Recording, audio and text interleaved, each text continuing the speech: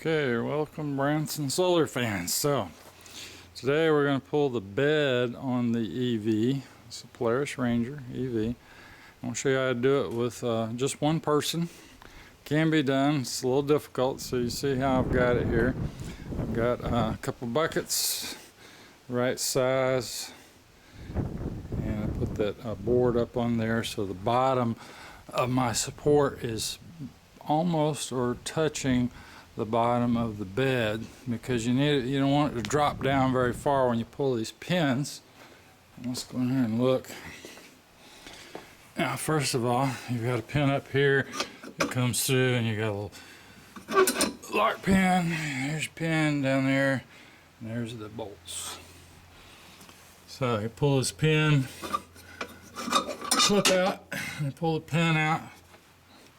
Releases the top, and these here have little bolts, and those are actually 3/8. Okay, so I'm gonna knock these pins out. There's a pin here and a pin over there. I'm gonna knock these pins out, and when you do, this thing's gonna drop down, and like you see, it's only gonna go down to the board, and then it's gonna stop.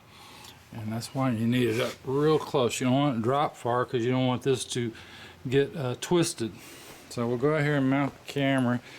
I've done this a couple times, so hopefully we'll get a good video of it today.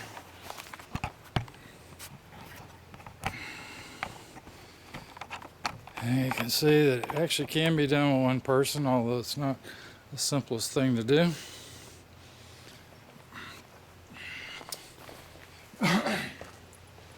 Anyway, I'm sure that's about the right spot. Oh yeah, I left that there.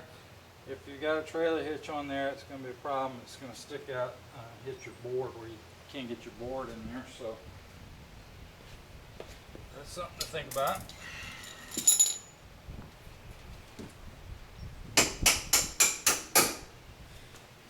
So I knocked both pins out until they're almost out, because you want it to be close to being. In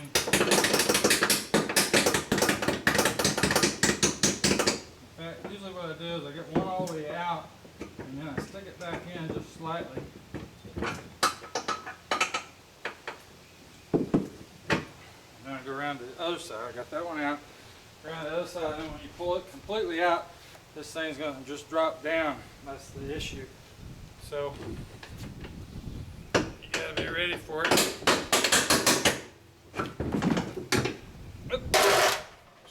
Too fast. Now when it drops, you just gotta keep moving.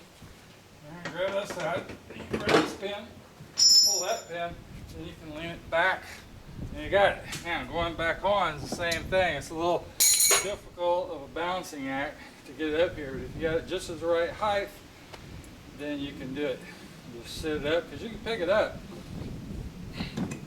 So you have to get it over, set it down, make sure you got it just in the right spot, where all you got to do is just move it up slightly and get one of the pins started. You go around the other side, get the pin started, and then from there you can get the rest, and it's not too bad. It's all dependent on getting the support under it at the right height, because if you're too low, when you come around and pick one side up and try to get the pin started, it's cocked. It's cocked, you can't get the pin in the hole, and it's just, you can't do it. It has to be right at the exact height, within probably a 1/4 inch of being at the right height. So if you need spacers, whatever, to get your support under the bed, getting it at the right height is all that really matters. A good support, these are kind of flimsy. Last time I did that, I put water in these, keep them from, so they don't move around quite so easily. Without water in them, you can knock them out of place real easy. If you fill them up with water, you got enough weight, so you can use concrete blocks or whatever you've got. And then when you get it off, it's real easy just to move it.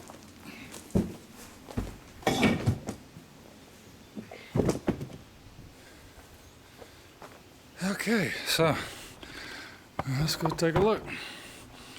And then I'm just using, as you saw, I had some 12-volt LED lights, and then I just wired them up with a trailer light. So make sure you pull your wiring connection first, At any rate, then from there, the reason I got to pull this and I got to loosen that strap, that's because I'm going to put that drive shaft right back up through here.